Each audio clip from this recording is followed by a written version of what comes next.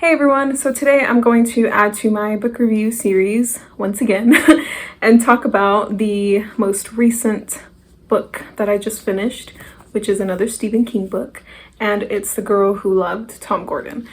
I want to talk about this because I think I'm gonna start a new tradition of perhaps just reviewing all the Stephen King books I read as I read them and finish them. And this is only the third physical book of Stephen King that I've read. I have listened to one audiobook by him, but if you don't count that, then this really is only the third book I've read. And I obviously didn't make a book review on the first one that I read, which was Salem's Lot, and I'm kind of like, should have done that, but it's okay. Eventually, I'm sure I will reread that book because I loved it. So maybe when I reread it, I'll make that book review. But if you haven't seen my other Stephen King book review, which is on It, I will link it in the cards for you if you want to check it out.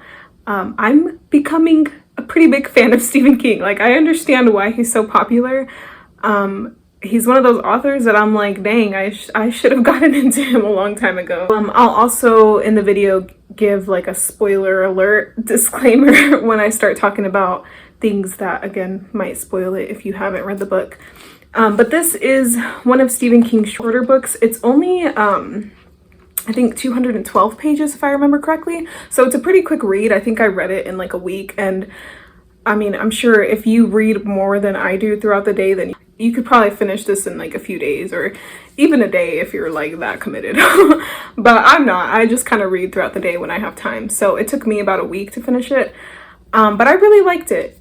Again, it's one of his shorter books. I don't even see it mentioned that often, like when people talk about good Stephen King books. So basically what this book is about, it follows a character named Trisha. Well, her real name is Patricia, but she goes by Trisha in the book, and she's 9 years old, I believe. I'm sure that's right. She is going on a hike with her mother and her brother, and at the beginning of the hike, they're kind of arguing, and she wants to get away from that arguing, and also she needs to use the bathroom, so she tries to get their attention, but they're too busy arguing, so they kind of ignore her or they don't acknowledge her. So she wanders off the path by herself, thinking that she'll be fine. She'll get on the path as soon as she's done with her business and continue on the hike with them, but she ends up getting lost in the woods. She wanders too far off the path and gets lost. So basically, the entire book is just about her being lost in the woods and trying to survive. It's a pretty like straightforward plot, I guess. It's not like, I know Stephen King is like a horror author or like that's his genre, but this one isn't really horror to me. It's more suspense because it's just really about her survival. And she's only accompanied by her Walkman, where she listens to Red Sox games to kind of listen to what's going on with her favorite baseball player, which is Tom Gordon. So that's basically like a general overview of the book. So now, spoiler alert, if you haven't read the book, you might want to leave because I'm going to start talking about what I personally like and dislike about the book. I like this book a lot. I feel like I read it at a perfect time because it takes place at the end of June and goes into, I guess, July, maybe. I don't know. It's a very good summer horror book. Again, it's not very like horror in the sense of like other Stephen King books.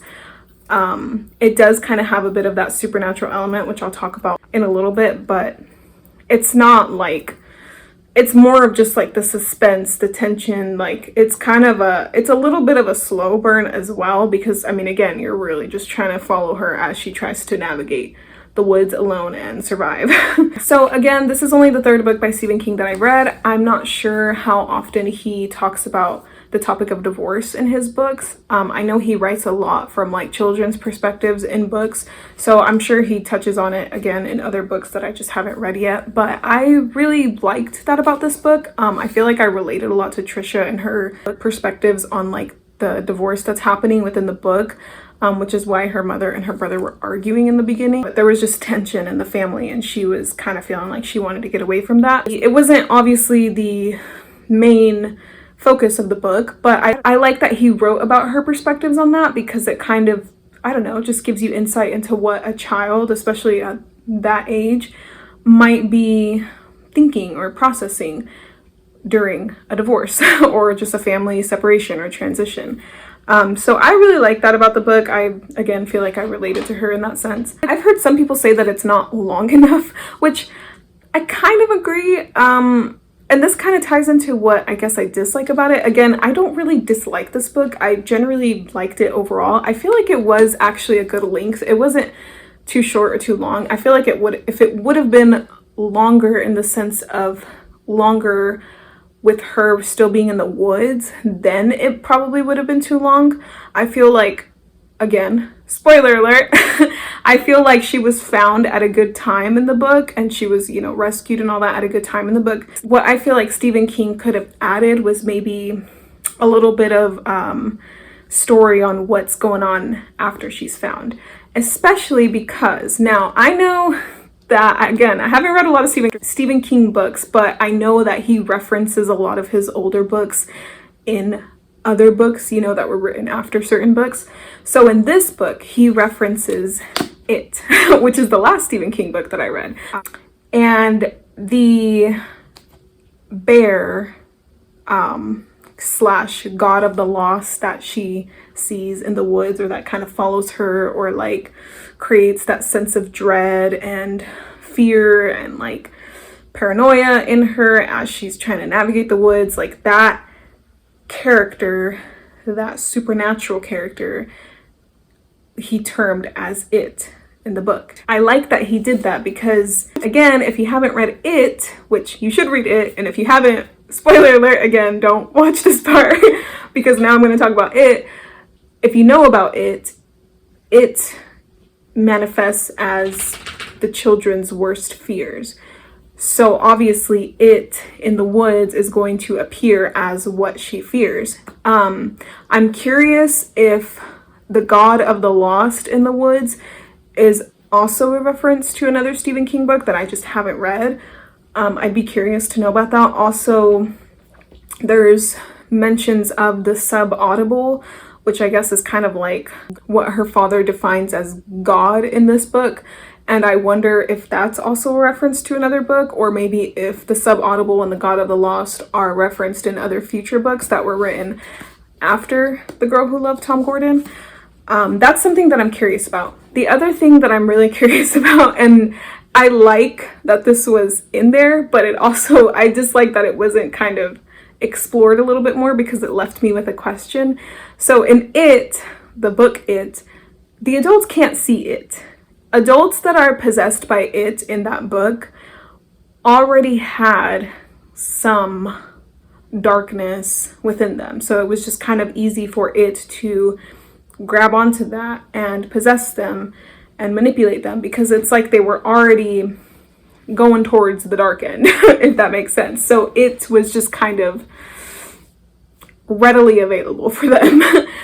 But besides that, adults can't see It in the book. But at the end, the man who saves her, again, I've said spoiler alert so many times, so if you're already watching this far and haven't read the book, you're gonna find out pretty much what happens. The man who saves her sees It because he sees her trying to, you know, battle with the bear slash the god of the lost, which again, it's implied that it's not real, it's like a hallucination, but yet the man who saves her can see It. It's also implied that he's kind of like a drinker, because it's written in here that that character worries about people not believing him when he describes the bear as being something that was probably not really a bear, because, you know, to him it wasn't fully a bear, like he suspected that it was something else. So it kind of made me wonder about that character, and I wish that it was explored just a little bit more, because I'm thinking that maybe that character, you know, there was something shady going on with him, potentially. Obviously, he rescues Trisha and saves her, gets her to help and safety and all that stuff, so there was some good there, but it just makes me wonder why he was able to see it when in the original book none of the adults could, except for, again, the ones who were already some pretty dark characters and, you know, were possessed by it because of that. So I don't know, that's just one thing that I kind of connected. It just made me curious about that character.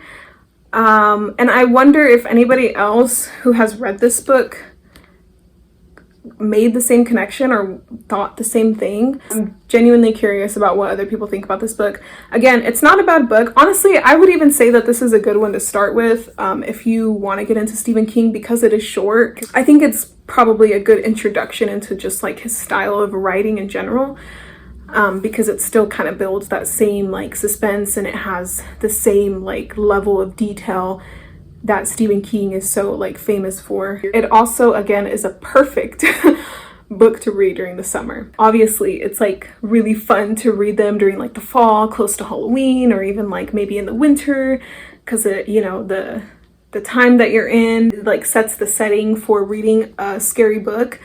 But if you're like me and you just like horror in general, and you are still into that during the hot seasons, this one's a good one to read in the summer because that's when it takes place. So those are my overall thoughts on this book. Overall, I'd probably rate it like a 7.5, maybe 8. It really wasn't a bad book. Again, I just kind of wish that it maybe would have explored a little bit on what happens after she's found. But overall, it's a good book to read. Again, a lot of people, I feel like, don't really talk about this book, or it's just not mentioned as much. So I'm curious about what you think about it if you have read it, and any other Stephen King recommendations that you would like to pass on to me. Please do so. I will look into them. I'm already thinking about the next Stephen King books that I want to read. I kind of want to read 11/22/63 next. I'm just kind of waiting a little bit because that one is another one of his long ones, and I think his longer ones are usually more popular. I've heard really good things about it, so that one or The Shining might be next. We'll see how it goes. But thank you so much for watching this video, and I will see you next time.